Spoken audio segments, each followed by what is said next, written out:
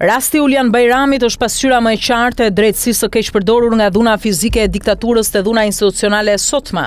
Në vitet 45-56, Nevzat Hasnedari, prokuror dhe më pas generali i sigurimit, ishte simbol i frikës. Ai nuk bënte dallim midis fajtorëve dhe të pafajshmëve, shpata e tij binte mizërisht mbi qytetarët e pambrojtur. Në ato vite drejtësia ishte instrument hakmarrjeje. Ali Selenica, avokati që guxoi të mbronte një njerit pafajshëm, u dënua me burgim të përjetshëm dhe familja e tij u shkatrua nga presioni dhe terrori shtetëror. Sot në vitin 2025 forma ka ndryshuar, por përmbajtja është e njëjtë. Prokurori Gjergj Ceka dhe gjyqtarja Megi Strakosha nuk ka nevojë për kamxhik apo torturë fizike.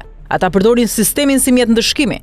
Dhoma e këshillimit, që duhet ishte tempulli i drejtësisë, është kthyer në skenë ku planifikohet hakmarrja dhe padrejtësia mbulohet me gjuhën e ligjit. Në të dy kohët, viktima është i njëjti, qytetari i pafajshëm. Dikur përballë torturës dhe hetuesve të shtet parti, sot përballë arrogancës, korrupsionit dhe pazareve të sistemit. Në të kaluarën viktima rrihe e poshtrohej, sot përplaset me murin e një drejtësie që mban vulën e pushtetit politik dhe të interesave të fshehta.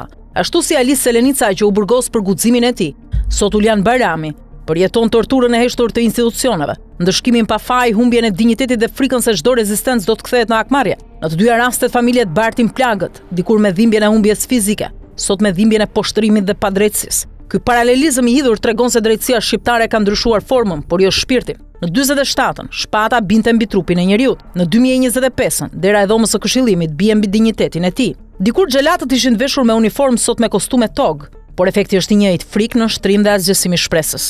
Sepse kur drejtësia përdoret si armë, viktimat mbeten gjithmonë të njëjtët, të pafajshmit.